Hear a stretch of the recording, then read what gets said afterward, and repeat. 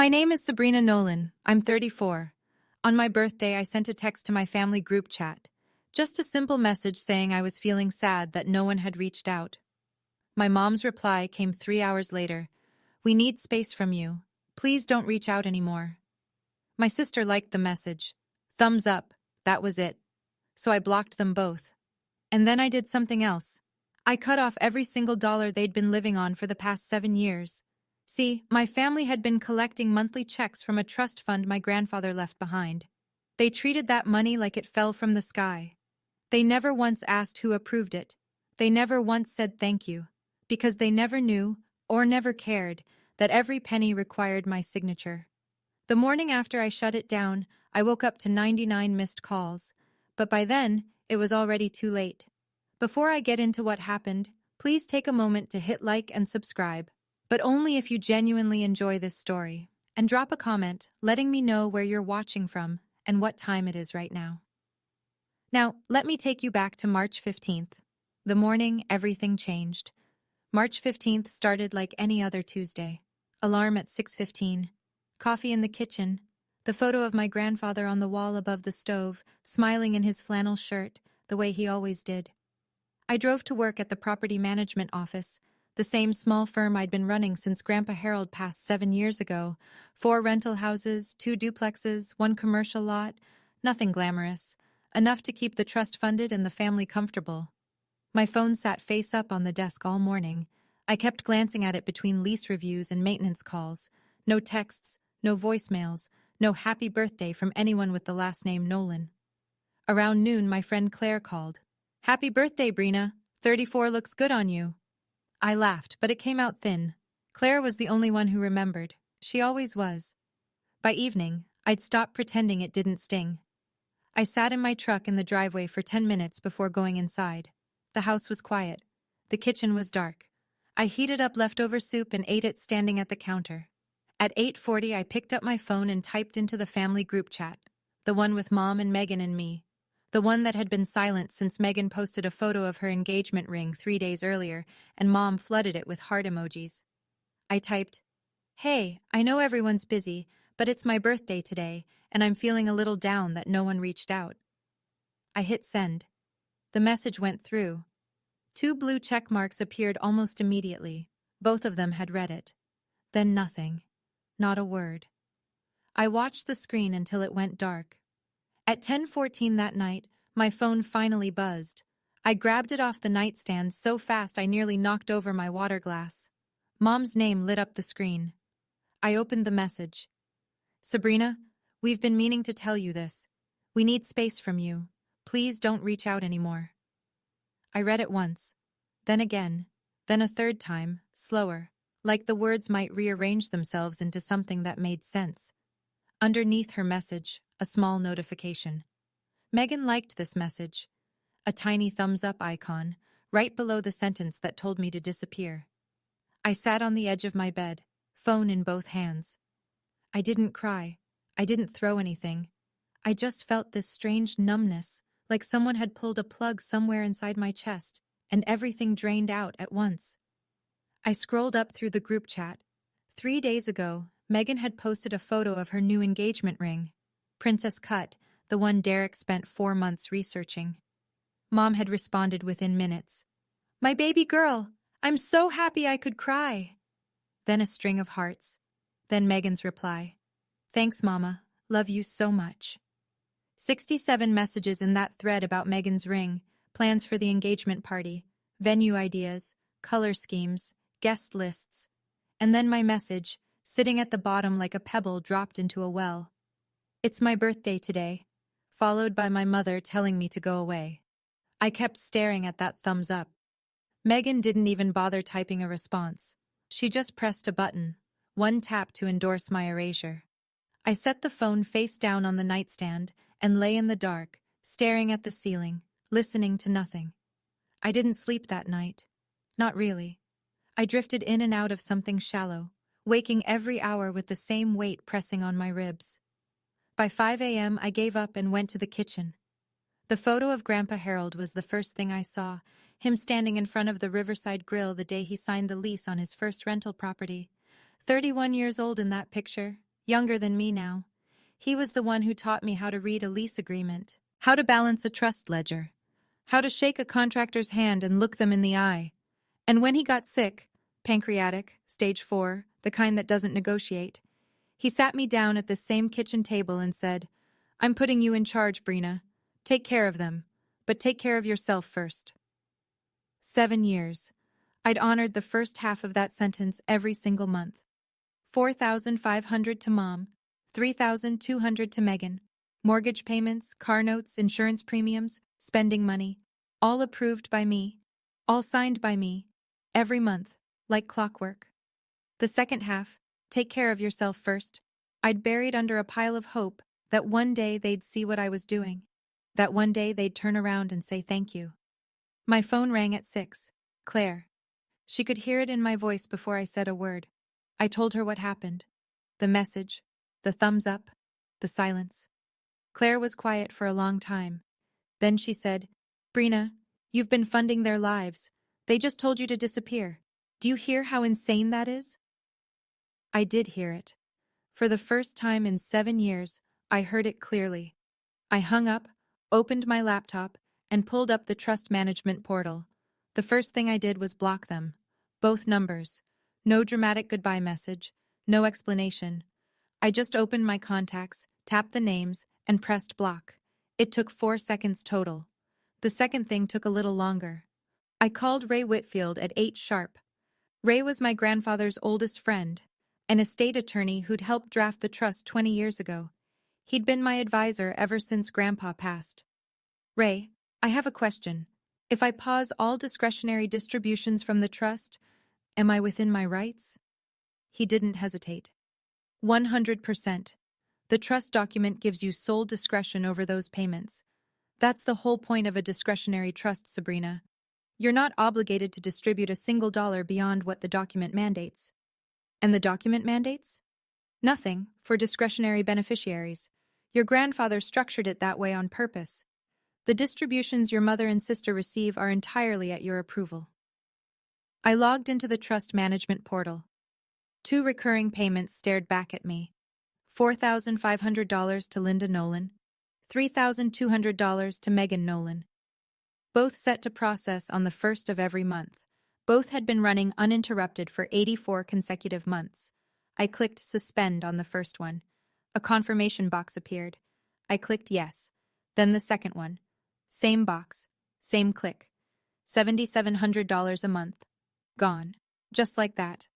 The money was still in the trust, still technically accessible to the family under the right conditions. But nobody could touch it without my signature. And I wasn't signing anything. I closed the laptop and poured another cup of coffee. My hands weren't shaking. My chest didn't hurt anymore. For the first time in years, the kitchen felt quiet in a good way. 48 hours passed. I went to work. I filed paperwork. I ate lunch alone at my desk and drove home in silence. My phone didn't ring because the only people trying to reach me were blocked. I found out later, through Ray, how it unfolded on their end. Linda noticed first. The first of the month came and went, and her checking account didn't get its usual deposit. She called the bank. The bank told her the incoming transfer from the Nolan Family Trust had been suspended. She asked them to reverse it, push it through, do something. They told her they couldn't. The account required trustee authorization for every distribution. So she called Ray. "Where's my money, Ray? The trust payment didn't come through." Ray kept it professional. He had to. Attorney-client privilege meant he couldn't disclose my decisions, but he could state facts. "All discretionary distributions require the trustee's written approval, Linda. That's always been the case." "But it's always been automatic." "It was never automatic. Someone approved it every single month." Silence on the line. "What do you mean someone approved it? It just comes in." "Linda, I'm not at liberty to discuss the trustee's decisions, but I can tell you that the trust document has always required authorization for every disbursement. Every single one, for the past 7 years. That was the moment it landed. 7 years of monthly deposits, 7 years of mortgage payments and car notes and shopping sprees and spa weekends, all of it flowing from an account that someone had to unlock by hand, month after month. And that someone was the daughter she'd just told to disappear. Here's the thing about cutting someone off. It's not just about the money. It's about what the money was holding together. I knew what would happen if I kept the trust frozen. Mom's mortgage, $2,100 a month, had been covered by the trust since Grandpa died. Without it, she had maybe 6 weeks of savings before the bank started calling. Megan's apartment, her car payment, her credit card minimums, all subsidized. Without the trust, she'd be underwater by the end of April. And Megan's engagement party, booked 3 months ago at the Riverside Grill under the trust account, was 3 weeks out. The venue expected a final payment of $6,200. Nobody had put a personal card down. Nobody had a backup plan, because nobody ever imagined the money would stop. I sat with that for a while. The weight of it. I'm not going to pretend I didn't feel it. These were my people. My mother, my sister. However broken things were between us, I'd spent 7 years trying to hold this family together with the only tool I had. And part of me, the part that still remembered being 12 years old and wanting Mom to say she was proud of me, that part whispered, "Just turn it back on, just let it go." They didn't mean it, but they did mean it. "We've been meaning to tell you this." Those were her exact words. This wasn't a bad night or a burst of anger. They'd planned it. They'd discussed it without me. And then they'd waited until my birthday to deliver the message. Claire said it best when I called her that evening. "You're not choosing between money and family. They already made the choice when they told you to disappear." I let that sentence sit in the silence for a long time. On the 4th day, I unblocked them, just long enough to check. 99 missed calls. I stopped counting after that because the notification just said 99 plus and wouldn't go any higher. Linda, Megan, Derek, even Aunt Patty, Mom's younger sister, who I hadn't spoken to since Thanksgiving. I opened the voicemail folder. Linda's messages came in waves, each one a different version of the same woman. The first few were confused. "Sabrina, call me back. Something's wrong with the bank." Then concerned. "Honey, I think there's been a mistake with Daddy's trust." Then the mask slipped. "I didn't mean what I said, okay? I was having a bad week. Can we just talk?" And then, by message number 11. "You can't do this to your own mother, Sabrina. This is my money. Your grandfather left it for this family, not just for you." Megan's messages were shorter, more direct. "Sabrina, this isn't funny. My engagement party is in 3 weeks. I need the venue deposit cleared." Then, 2 hours later.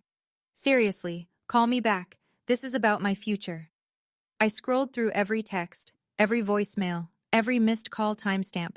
Not one of them said happy birthday. Not one of them apologized for the message. Not one of them asked how I was doing or acknowledged that they'd told me to stop existing in their lives 4 days ago. Every single message was about money. Where's the deposit? When's the payment? Fix the trust. Call the bank. This is about Megan's party. This is about Mom's mortgage. I was the emergency contact for their wallets. Nothing more. I blocked them again, set my phone on the counter, and went to bed at 8:30. Slept better than I had all week. 99 missed calls and not a single one started with, "I'm sorry." I want to ask you something. If someone in your family told you to stop reaching out, then blew up your phone when the money stopped, would you answer? Drop a 1 in the comments if you'd pick up. Drop a 2 if you'd let it ring. I'll tell you what I did. Right after this. 6 days after the birthday text, my doorbell rang at 7 in the morning. I was still in pajamas, coffee in hand. I looked through the peephole and saw my mother standing on the porch in a blouse I recognized. The one she'd bought last fall with trust money. Her arms were crossed. Her jaw was set. I opened the door but didn't step aside. I stood in the frame with my mug and waited. "Sabrina, we need to talk about this." "Okay." "You can't just freeze me out. You told me not to reach out." I didn't mean like this." "What did you mean then?" She sputtered for a second. Then she tried a different angle. The one she always tried. The guilt. "I'm your mother. I raised you alone after your father left. I sacrificed everything for you and your sister." "I know, Mom." "Then act like it. Turn the money back on." "I'm not punishing you. I'm exercising my responsibility as trustee." Her eyes went wide, then narrow. "Your grandfather would be ashamed of you." I took a sip of coffee, let it land. Then, Grandpa told me to take care of myself first. I'm finally listening. She stared at me like I'd spoken in a foreign language. Then she turned and walked down the steps, heels clicking hard on the concrete. At the end of the driveway, she stopped and looked back. Not at me, but past me toward old Mr. Garrett across the street, who was watering his lawn and definitely watching. My own daughter, she said, loud enough for him to hear, punishing her own mother. She got in her car and drove away. I closed the door and finished my coffee. I should tell you, this wasn't the first time I'd been invisible in my own family. It was just the first time they put it in writing. 2 Christmases ago, Mom hosted dinner at her house, the house the trust paid the mortgage on. She'd redecorated the dining room with money I'd approved in November.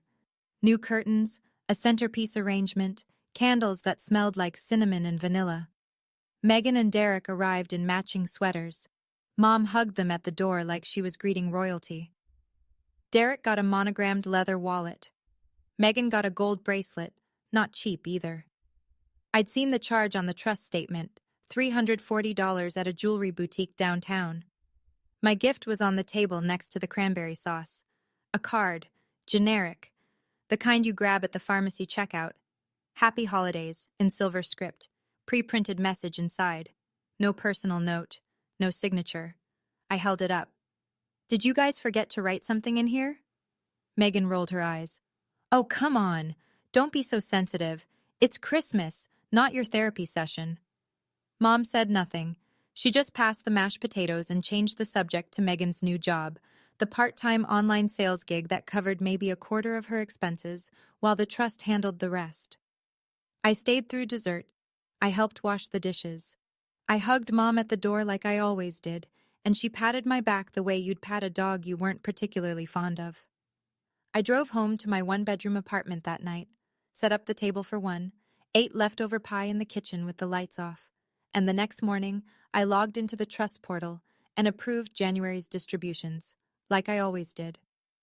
A year before the birthday incident, Megan called me on a Wednesday afternoon. No hello, no small talk.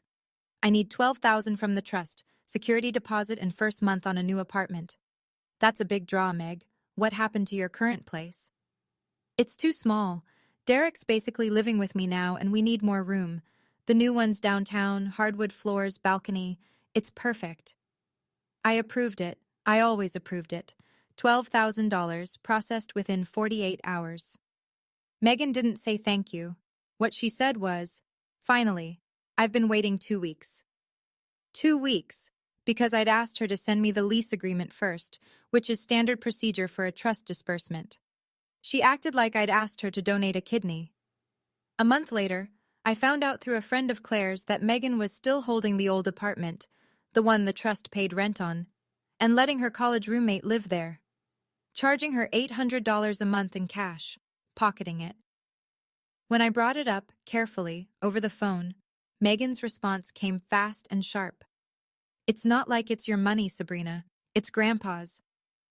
I let that sentence pass, swallowed it whole, the way I'd swallowed every other insult and oversight and dismissal for years, because I thought keeping the peace was the same as keeping the family. It wasn't. Grandpa's money. That's what she called it. Not the trust. Not our inheritance. Grandpa's money. As if the old man were still alive somewhere, writing checks from heaven, and I was just the mailbox. I remember hanging up the phone and sitting very still for a long time, staring at the wall. I should have drawn the line that day. I didn't. 10 days after the birthday. A Monday morning. I was at my desk reviewing a plumbing estimate when the front door of the office swung open. Megan walked in first. Derek trailed behind her, hands in his pockets, looking like he'd rather be anywhere else. We need to talk, Megan said. My office hours are by appointment. Don't do that. Don't act like I'm a client. I set the estimate down. What do you need, Megan? The venue wants $8,000 by Friday or they cancel the party. You need to release the funds. The trust distributions are paused. If you'd like to discuss reinstatement, you can contact Ray Whitfield. Her face reddened. I don't want to talk to Ray. I want to talk to you. You're talking to me, and I'm telling you the process. Derek stepped forward. His voice was softer, rehearsed, the tone of a man who'd been coached in the car. Come on, Sabrina. This is Megan's engagement. Can't we just move past the family stuff and handle this? I didn't start the family stuff, Derek. And I'm not the one who created this situation. Megan grabbed Derek's arm. She's not going to help. I told you. She turned back to me, eyes glassy. You're going to regret this. Maybe. She yanked the door open. It banged against the wall. Derek muttered something, sorry, or let's go, and followed her out. Through the window, I watched them argue in the parking lot. Megan's hands were flying. Derek stood with his shoulders hunched, nodding, absorbing it. My coworker Denise looked over from her desk. Everything okay? Family stuff, I said. Ah. She turned back to her screen. In a small town, that answer covers a lot. That afternoon, I drove to Ray Whitfield's office. It sat on Main Street between a hardware store and a barber shop, a small-town law practice with wood paneling and framed photos of trout. Ray had the trust documents spread across his desk when I walked in. He'd already flagged the relevant section with a yellow tab. Sit down. Read this. I sat. The clause was on page 14, paragraph 9. I'd seen it before, but I'd never really absorbed it, not until now. The successor trustee may, at their sole discretion, modify, reduce, or suspend any discretionary distribution to any beneficiary for any reason the trustee deems appropriate, without prior notice or court approval. I looked up. He wrote that in from the beginning? Ray leaned back. Your grandfather wasn't naive, Sabrina. He watched how your mother handled money for 30 years. He loved her, but he didn't trust her with it. That's why he picked you. If they try to challenge this in court, they'd lose. Discretionary means discretionary. I've seen cases where beneficiaries tried to force distributions. It almost never works. No judge is going to override a trustee who's acting within clearly documented authority. He pulled his glasses off and rubbed his eyes. You know, Harold and I talked about this exact scenario. Not the birthday part, but the possibility that your mother would push you too far and you'd have to make a call. He told me once, and I remember it clearly, Ray, when Sabrina finally stands up, make sure she knows she's on solid ground. I didn't say anything for a minute. I just looked at that clause, page 14, paragraph 9. Solid ground. I folded the document and slid it into my bag. That evening, I was clearing out old emails, a mindless task I'd been putting off for months, when I found it. 5 years old, sent from Mom's personal account. Subject line, trust question. I'd asked her back then whether she wanted me to send a summary of the trust distributions to the family so everyone understood how the money worked. Her response was 4 lines long. I read them 3 times. Sabrina, please don't tell anyone you manage the trust. People will think I can't take care of my own family. Just keep the money coming and let me handle the rest.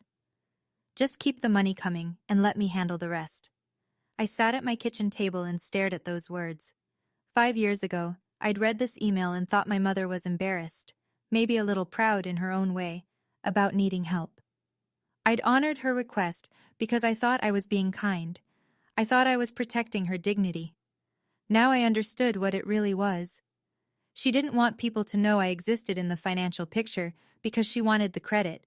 She wanted the neighbors to think she was the self-sufficient widow who'd pulled it together after Dad left. She wanted the church ladies to admire her resilience. She wanted Megan to believe the money was simply what Grandpa left us, a birthright, not a gift that someone approved every 30 days. She'd asked me to be invisible, and I'd agreed.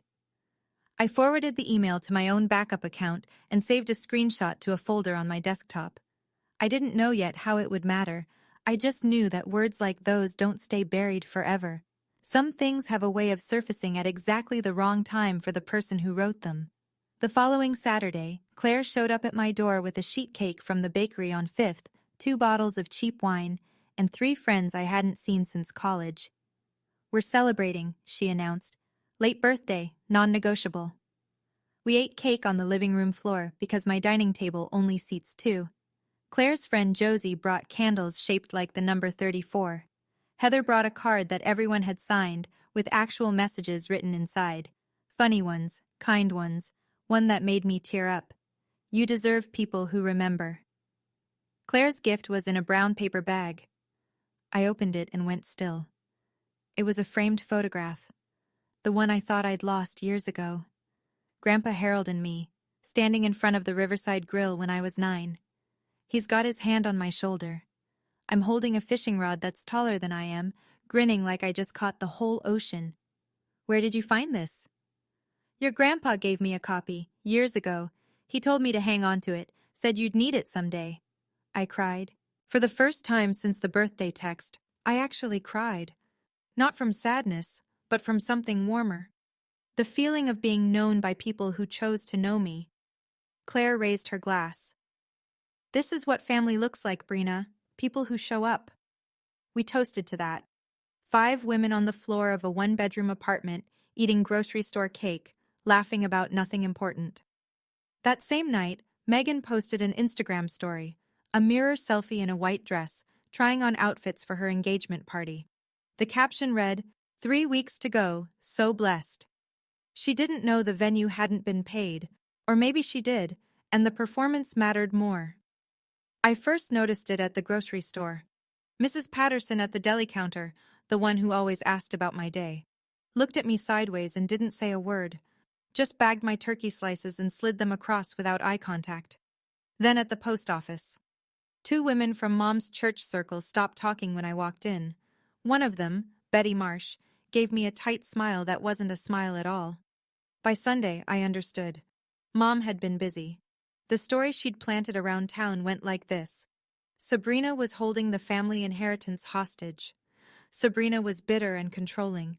Sabrina was punishing her own mother over a petty misunderstanding. At church, Reverend Grant pulled me aside after the service. He looked uncomfortable, the way people do when they've been recruited into someone else's conflict. Sabrina, your mother came to see me this week. She's very upset. She says you're withholding family money. Reverend, with all respect, the trust document names me as sole trustee. I'm fulfilling my legal obligations. That's all I can say. He nodded slowly. I understand. I just thought you should know people are talking. They usually are. I walked to my truck, and I could feel eyes following me across the parking lot. In a small town, reputation is currency, and my mother had just drained my account. She'd done it carefully, too, never mentioning the birthday text, never explaining that she'd told me to stop reaching out. In her version, I was the aggressor. She was the victim. The same story she'd been telling for years, just louder now, because she needed it to work. I drove home and didn't say a word about it to anyone, not yet. Timing matters. The Facebook post went up on a Wednesday evening. Megan didn't use my name. She didn't need to. Everyone in town knew. Some people would rather watch their family suffer than let go of control. My engagement party might not happen because one person decided her ego matters more than her sister's happiness. I've tried reaching out. I've tried being the bigger person. Nothing works. Sometimes the people who are supposed to love you are the ones who hurt you most. Within an hour, 43 likes, 21 comments, 6 shares. So sorry, babe. You deserve the world. That's horrible. Families should lift each other up. Praying for you and Derek. Some people really do change when money gets involved. Claire screenshotted the whole thing and sent it to me. I read every comment. Then I closed my phone and made dinner. I called Ray that night. They're making public accusations. Does this change anything legally? Not for the trust. Your authority is documented and ironclad. But socially? It could get uncomfortable. He paused. That said, Sabrina, if you ever need it, that post establishes a pattern. Public defamation by a beneficiary against her own trustee. It's not nothing. I'm not suing my sister, Ray. I'm not suggesting you do. I'm saying save everything. I saved everything. Screenshots of the post, screenshots of the comments, the timestamps, the shares, the likes. I put them all in the same folder as Mom's email, the one that said, just keep the money coming. A digital filing cabinet of every time my family told me I didn't matter, organized by date. It wasn't evidence for a courtroom, it was evidence for myself.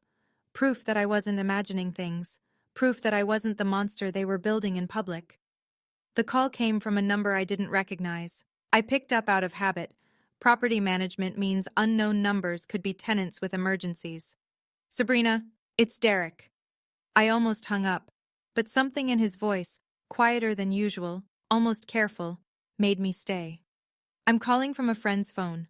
Look, I know you're upset. I get it. They hurt you. But can we get past this for the engagement? Just release the party funds and we can deal with the rest later. Derek, getting past this means pretending my mother didn't tell me to disappear. She didn't mean it like, she typed it. Megan endorsed it. Those aren't accidents. He exhaled hard. I could hear the frustration building, the politeness thinning. Megan's been crying every night, Sabrina. Every night. If this party falls through, everyone's going to blame you. You understand that? The whole town's already talking. Everyone already blames me, Derek. That's not new. So you're just going to let it all burn? I didn't light the fire. Long silence. Then his voice dropped. Not softer, but harder, colder. Fine. We're going to find a way to get that money, with or without you. The line went dead. I sat in the kitchen and played those last words back. With or without you. It wasn't a plea anymore. It was a threat. Vague, the kind people make when they don't actually have a plan, but want you to worry that they do. I opened my phone and wrote a note to myself. Derek called from unknown number, threatened to access trust funds without my authorization, March 27th. Then I locked my screen and went back to my evening. Whatever they were planning, the trust was airtight. Ray had made sure of that. They tried everything over the next week. Every angle, every door, every window. Linda called the trust company directly, First Regional Bank, which served as custodian of the trust assets. She spoke to 3 different people in the wealth management department. Each one told her the same thing. Only the named trustee can authorize distributions, Mrs. Nolan. But I'm a beneficiary. It's my father's trust. Yes, ma'am, but beneficiary status doesn't grant disbursement authority. You'd need the trustee's written approval. Well, what if she's not acting right? What if she's doing this out of spite? Ma'am, if you believe the trustee is breaching their fiduciary duty, you're welcome to consult an attorney and petition the court. But from what we can see, all actions taken are within the trust's documented provisions. Dead end. Megan tried a different route. She went straight to the Riverside Grill and asked the owner, Mr. Hargrove, to let the engagement party proceed on credit, a promise to pay within 30 days after the event. Mr. Hargrove, a careful man who'd been running that restaurant for 20 years, said no. The booking had been made under the trust account. The final payment of $6,200 was overdue. No payment, no event. Can't I just put it on a card? Do you have a card with a $6,000 limit? She didn't. Derek looked into personal loans. 2 banks, 1 credit union. His credit was decent, but not strong enough for an unsecured loan on short notice. The engagement party was 12 days away. Meanwhile, I went to work. I managed the rental properties. I returned tenant calls and approved maintenance requests. I lived my life. The difference was, for the first time in 7 years, I wasn't living it for them. Megan came to my house at 9 on a Friday night. I could smell wine on her before she opened her mouth. She didn't knock. She pounded. When I opened the door, her mascara was smeared and her voice was too loud for the quiet street. You ruined my life. I've been planning this party for a year. A whole year, Sabrina. Keep your voice down, Megan. No, I want the whole neighborhood to hear what kind of sister you are.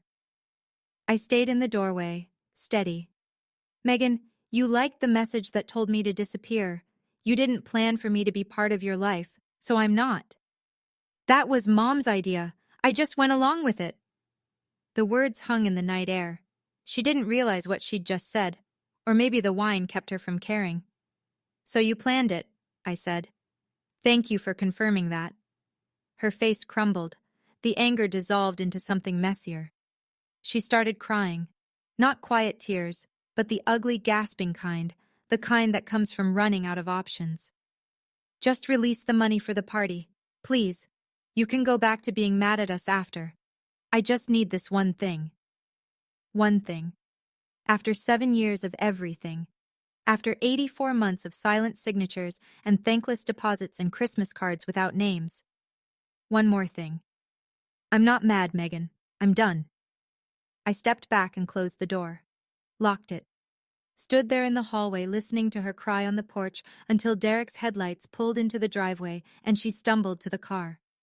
Through the window, I watched them drive away. The street went quiet again. Mom's idea. I just went along with it. Planned, coordinated, intentional. That was Mom's idea. I just went along with it. She said it like it was a defense, like following someone's cruelty makes it less cruel. I need to know. If your own sibling admitted they planned to push you out, could you ever trust them again? Comment never or maybe. And stick around, because what happened at that engagement party? Nobody in that room saw it coming. The engagement party was set for Saturday, April 5th. Riverside Grill, 7 o'clock, 80 guests. I wasn't invited. I found out the details from Claire, who'd received her invitation 3 months ago, back when Megan still thought of her as a mutual friend and not an extension of the sister she'd discarded. You sure you don't want me to skip it? Claire asked.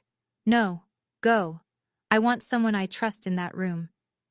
Here's what I knew that Megan didn't. The final payment had never gone through. I'd informed Mr. Hargrove's office 3 weeks earlier that the Nolan Family Trust would not be authorizing the charge. His bookkeeper confirmed receipt of my letter. The $6,200 balance was outstanding. Megan and Linda, apparently, assumed the venue would just let it slide.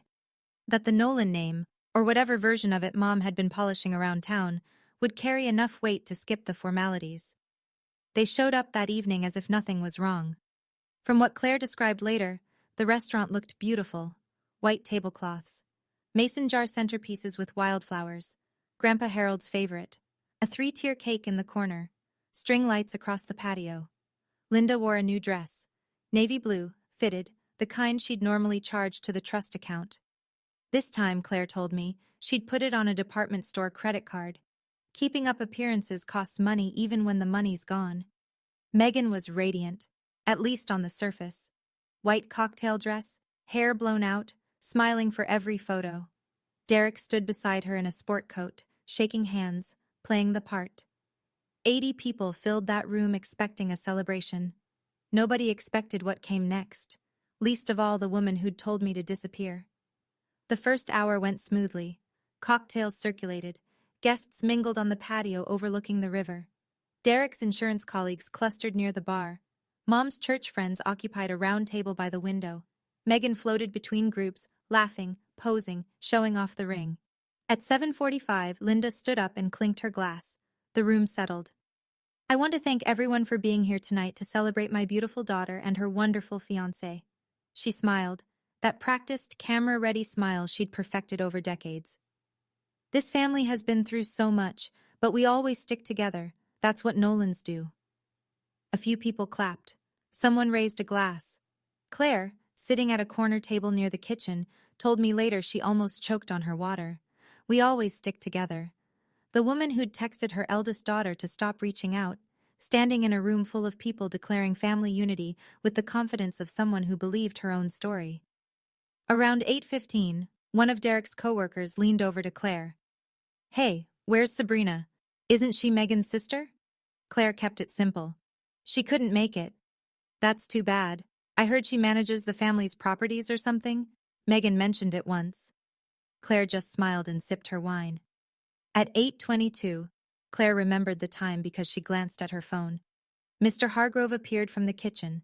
He was a tall man, silver-haired, the kind of restaurant owner who wore a tie every day and still bussed tables when the place got busy. He walked directly to Linda's table, leaned down, spoke quietly. Mrs. Nolan, I'm sorry to interrupt. May I have a word with you in private? Linda's smile didn't waver. She touched her napkin and stood. They stepped through the kitchen doors, Linda and Mr. Hargrove, visible through the round window to anyone paying attention. Claire was paying attention. She couldn't hear the words, but she could see the body language. Mr. Hargrove held a clipboard. Linda's arms crossed, then uncrossed, then crossed again. The conversation lasted maybe 3 minutes before Linda's posture changed completely. Her shoulders dropped, her head tilted forward. Mr. Hargrove gestured at the clipboard, pointing, explaining. Later, through Ray, I got the details of what was said. Mrs. Nolan, the final payment of $6,200 hasn't cleared. The account on file, the Nolan Family Trust, was not authorized for this charge. There must be a mistake. That account has always worked. Ma'am, we contacted the trustee directly 3 weeks ago. We were informed that the trust would not be covering this event. Who told you that? The trustee, Miss Sabrina Nolan. Linda's face went white. She has no right to. Ma'am, she's the named trustee. She has every right. I'm sorry, but without payment, I can't continue the service. We've already extended a significant courtesy by allowing the event to begin. Linda started to argue. Something about the family being long-time customers, about Harold Nolan eating at this restaurant every Friday for 20 years. Mr. Hargrove listened politely. He didn't budge. That's when Megan appeared in the kitchen doorway. She'd noticed her mother missing and come looking. She caught the tail end. The trust would not be covering this event. And the volume control she'd been holding all night finally broke. What do you mean the money didn't go through? Through the kitchen window, 80 heads turned at once. The kitchen doors swung open. Megan came through first, face flushed, chest heaving. Linda followed, looking like she'd aged 10 years in 4 minutes. The room was silent. Forks were down, conversations frozen mid-sentence. Someone near the back, Derek's college friend, I think, spoke first. Is everything okay?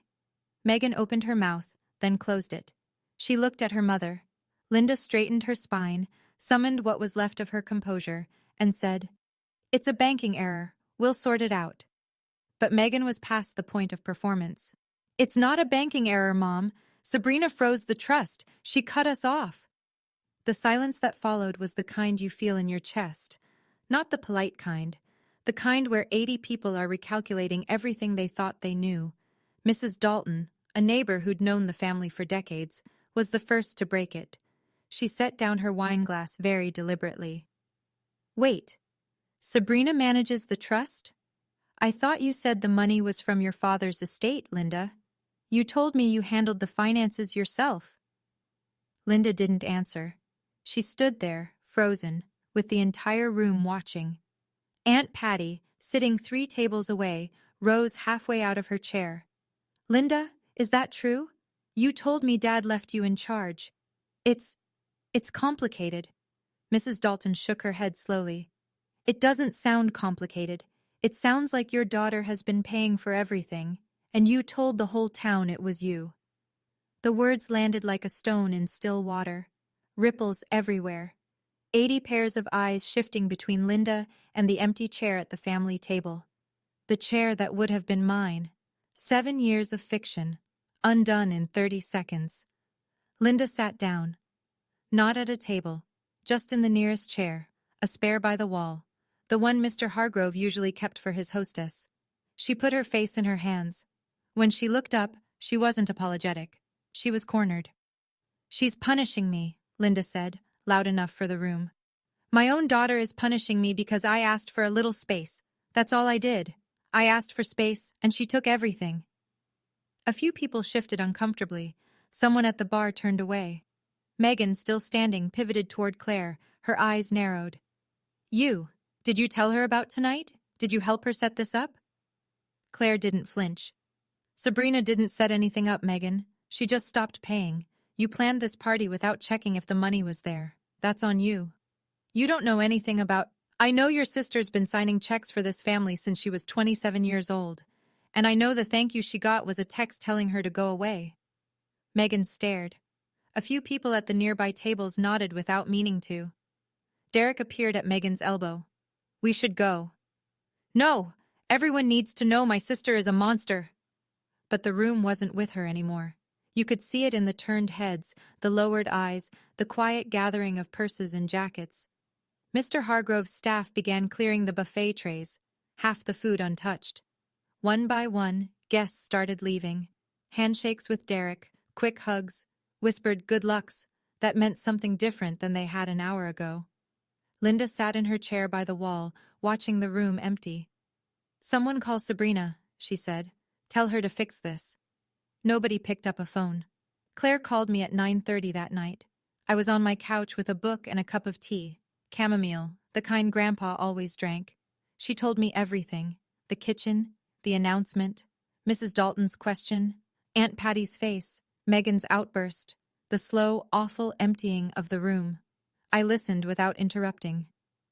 I didn't want it to happen that way, I said when she finished. I know, but it happened because they built a house of cards with your money and your silence. You took back the silence. The house fell on its own. That night I couldn't sleep again. But this time it wasn't from grief. It was from clarity. The kind that keeps you awake because your mind is finally working instead of hiding. Monday morning, I was at Ray's office by 8. I want to restructure the distributions, I told him. Not eliminate them, restructure. He nodded. What are you thinking? $1,200 a month to each beneficiary. Directly tied to documented expenses, rent, utilities, groceries. Receipts required for every disbursement. No lump sums, no discretionary spending, no more blank checks. Ray wrote it up that afternoon. Certified letters went out to both Linda and Megan via registered mail. I also did one more thing. I opened my email, found the message Linda had sent me 5 years ago. Just keep the money coming and let me handle the rest. And forwarded it to her current address. I added one line underneath. You handled it. Here's the result. I didn't CC anyone. I didn't post it publicly. This wasn't about humiliation.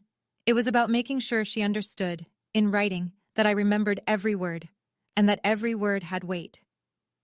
The certified letters arrived on a Tuesday. I know because Ray's office got the return receipts. Linda signed for hers at 9:07 a.m. Megan signed at 11:15. Linda called Ray within the hour. Her voice, he told me later, oscillated between fury and panic. You can't do this. I'll sue. I'll take her to court. You're welcome to consult your own attorney, Linda. But I'll tell you what any estate lawyer in this state will say. A trustee acting within documented discretion is nearly impossible to challenge. The trust gives Sabrina full authority over distribution amounts, schedules, and conditions. She's not required to give you a dime. A dime? She dropped me to $1,200 a month. I can't live on that. Then I'd suggest adjusting your budget or finding supplemental income. The line went quiet. Then, Harold never would have wanted this. Harold wrote the document that allows it. He chose Sabrina specifically because he trusted her judgment. She hung up. Megan's reaction came through Derek, who texted Ray's office, politely, to his credit, asking if the decision could be reconsidered. Ray responded with a one-paragraph letter reiterating the trustee's authority and suggesting Megan consult independent counsel if she wished to explore her options. Within 2 weeks, the financial reality set in. Megan couldn't cover her downtown apartment at $1,800 a month on $1,200 from the trust and her part-time income. She moved back in with Linda. Derek began asking questions, the kind he probably should have asked before proposing. How much of Megan's lifestyle was real? How much was subsidized? When she said we can afford it, who was we? He postponed the wedding. Until we figure out our finances, he told friends. Megan's version was shorter. This is all because of Sabrina. 2 weeks after the engagement party, a small article appeared in the Caldwell County Courier, our local paper, the kind that still prints on Thursdays and runs stories about zoning board meetings. The headline read, Nolan Family Trust establishes annual scholarship. The trust document had always included a provision for charitable giving. Grandpa Harold insisted on it. I'd never activated it. There'd always been more pressing demands. Mom's mortgage, Megan's rent, the endless drip of discretionary spending that left little room for anything else. With the distributions restructured, there was room now. $25,000 a year, roughly the same amount Linda had been spending annually on spa treatments, handbags, and dinners she charged to the trust without receipts. I named it the Harold Nolan Community Scholarship, open to any graduating senior in Caldwell County pursuing a trade certification or community college degree. The kind of kid Grandpa Harold had been, hardworking, practical, first in his family to think bigger. The announcement included my name as trustee and scholarship administrator. First time my name had appeared publicly in connection with the trust. First time the town saw Sabrina Nolan not as Linda's difficult daughter, but as the woman managing her grandfather's legacy. The following Sunday, Mrs. Dalton stopped me in the church parking lot. She put her hand on my arm and said simply, Your grandfather would be so proud of you, Sabrina. The same words Linda had weaponized on my porch. Your grandfather would be ashamed. Now returned, inverted, from the mouth of someone who had no reason to lie. I thanked her and got in my truck and sat there for a minute before starting the engine. Not because I was sad, because sometimes being seen, truly seen, takes a moment to absorb. Over the next 2 months, I watched, mostly from a distance, as reality settled over my mother like weather she couldn't outrun. The SUV was the first to go. The white Chevy Tahoe she'd leased 2 years ago with a trust-funded down payment. Without the $4,500 monthly cushion, the payments became impossible. She traded it in for a 10-year-old Honda Civic that got her where she needed to go and nothing more. She found a job, part-time receptionist at Dr. Harmon's dental office on Oak Street. 20 hours a week, $12 an hour. It was the first paid work she'd done in over a decade, and from what I heard through Aunt Patty, the adjustment was hard. She came home exhausted. She complained about her feet, her back, the indignity of answering phones. But she did it, I'll give her that. She showed up. The social landscape shifted more slowly. At church, people were polite but measured. Nobody mentioned the engagement party directly. Small towns have manners about that sort of thing, but the dynamic had changed. Linda's opinion carried less weight now. Her recommendations, her judgments about other people's lives, her carefully curated image of the strong single mother, all of it had a crack running through it. One evening, a letter arrived at my apartment. Handwritten, Mom's stationery, the lavender kind with her initials embossed at the top. Sabrina, I'm sorry for how things went, but you didn't have to humiliate me in front of everyone. I'm trying. That should count for something. I read it twice, folded it, put it in the kitchen drawer. She apologized for the humiliation, not for the birthday, not for the text, not for 7 years of making me invisible. She was sorry about the audience, not the action. Megan's situation was harder to watch, even for someone who'd been on the receiving end of her cruelty. The downtown apartment was gone within a month. She moved back into Mom's spare bedroom, the room that used to be mine, actually, before I left at 18. Her online sales business, which had always been more of a hobby than an income, barely covered her phone bill. Derek started asking the kinds of questions that shake foundations. Not angry questions, careful ones, which are worse. When you said we could afford the honeymoon, what did you mean by we? When you told me your family was comfortable, what exactly did that mean? Did you ever actually pay rent with your own money? Megan deflected. Blamed me, mostly. This is all Sabrina's doing. She's controlling and vindictive, and she's trying to ruin my life because she's jealous. Derek listened. And then, according to Aunt Patty, who'd become my quiet conduit to the family weather report, he said something that stopped Megan cold. I didn't know you couldn't afford your own rent, Megan. That's not about Sabrina. That's about honesty. The wedding stayed postponed. Derek didn't break things off. Not formally. But the energy shifted. He started spending more time at his own place. Fewer joint Instagram posts. No more ring photos. Megan deleted the Facebook post about me. The one calling me controlling. The one with 43 likes and 21 comments. But in a small town, screenshots travel faster than apologies. Half of Derek's coworkers had already seen it. His mother had seen it. The narrative Megan had built, the capable young woman planning her dream wedding, turned out to be as unsupported as the trust payments that had propped it up. Aunt Patty called me on a Sunday morning in late May. No preamble. Can I come over? I'll bring muffins. She showed up with blueberry muffins from the bakery and 2 coffees. We sat on the porch steps. The morning was warm and the street was quiet, and for a few minutes we just ate and didn't talk. Then she said it. I didn't know, Sabrina. I didn't know you'd been carrying all of us. I wasn't carrying you, Aunt Patty. You never took a cent from the trust. I know, but I knew something was off and I never asked. That's on me. She picked at her muffin. Your mother has always been like this. Did you know she pulled the same thing with me? Years ago, when your grandfather first started doing well. She told people the rental income was a family business she helped manage. I was the one who painted those apartments, Sabrina. Every unit. She never lifted a brush. Why didn't you say anything? Because she's my sister, and I stopped fighting with her 20 years ago, decided it was easier to just let it go and keep my distance. She looked at me sideways. I should have told you sooner. I should have warned you that this is what she does. She uses people and then rewrites the story so she's the hero. You're telling me now. That matters. She nodded, sipped her coffee. Come over for dinner next Saturday? Just us. I'm making Grandpa's pot roast recipe. The one with the onion gravy. I smiled. The first real one in weeks. I'd like that.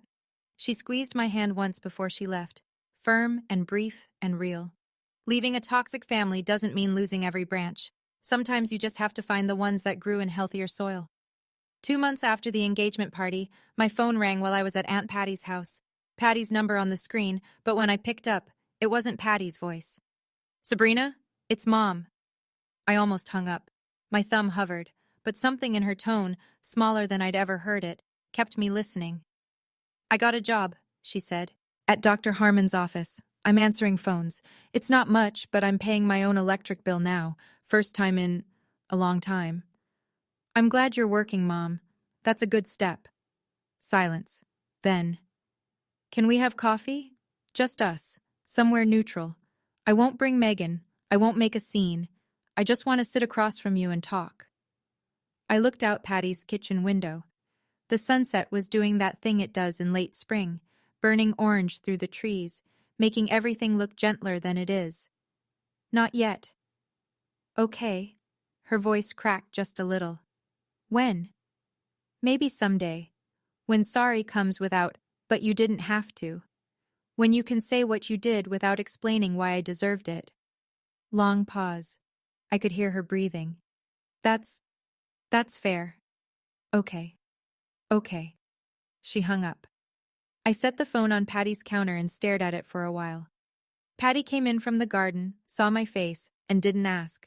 She just put the kettle on. It would have been easy to say yes, to slide back into the old pattern, the forgiving daughter, the quiet provider, the one who smooths things over so everyone else can be comfortable. But comfort isn't the same as healing. And I'd spent enough years learning the difference. 4 months out. Summer in full swing. The rental properties were in good shape. I'd repainted 2 units in June and replaced the HVAC in the commercial lot. The trust was healthy.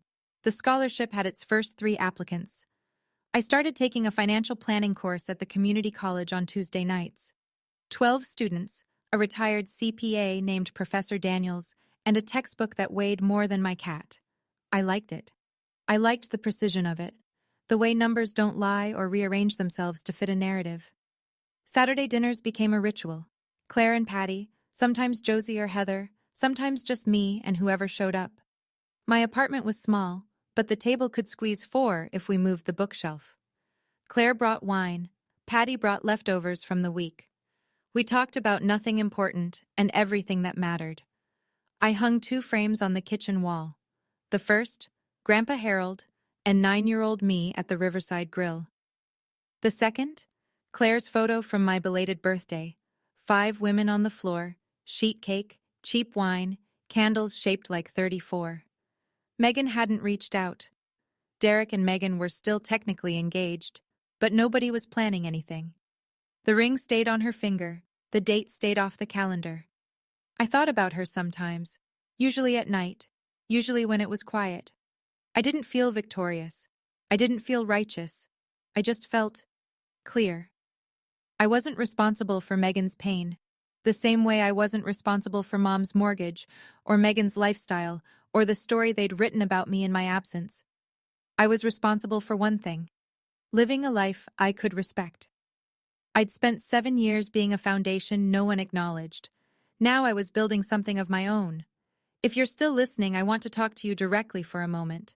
If something in this story felt familiar, if you're the person who always gives but never gets remembered, who funds the party but isn't on the guest list, who keeps the lights on for people who don't notice when you leave the room, I want you to hear this. Setting a boundary is not revenge, it's not cruelty, it's not selfishness. It's the moment you decide that your own dignity has a seat at the table too. My mother thought space was a lever she could pull to keep me in line. She figured I'd panic, come crawling back, beg to be let in again. She didn't realize that I'd been the one holding the structure together. When I stepped away, the house didn't fall because I knocked it down. It fell because I was the only thing keeping it standing. I don't hate my family. That's important. Hate takes energy I'd rather spend elsewhere. I just love myself enough now to stop paying for people who can't be bothered to remember my birthday. Here's what I've learned. When someone tells you they need space from you, believe them. Give them every inch of it. And then pay attention to what happens when they realize what they actually lost. It's never about the money. It was never about the trust or the distributions or the venue deposit. It was about being seen, about mattering, about the difference between being needed and being valued. I was needed for 7 years, needed for my signature, my silence, my compliance. But I was never valued, not until I forced them to look at the space I used to fill. Don't wait 7 years. That's my only advice. Don't wait as long as I did. It was a Thursday night in November, 8 months after my birthday, when my phone buzzed on the kitchen counter. I was on the porch, wrapped in a blanket, drinking coffee that had gone lukewarm. The kind of evening where the air smells like dried leaves and wood smoke, and the street sounds like it's breathing. I went inside and picked up the phone. Unknown number. A text. Happy birthday, sis. I know it's 8 months late. I'm sorry. For all of it. Megan. I read it standing at the counter, in the same spot where I'd eaten soup alone on March 15th. The kitchen light was on this time, 2 photos on the wall, a pot of coffee still warm on the machine. I didn't reply. Not right then. But I didn't block the number either. I set the phone down, went back to the porch, and pulled the blanket tighter. The street was quiet. The sky was dark. Somewhere down the road, someone was burning leaves. Maybe. Someday. But this time, it starts with respect. Not a check. That's my story. If it hit close to home, I want to hear yours. Drop a comment below. Have you ever had to choose between keeping the peace and keeping your dignity? What did you pick?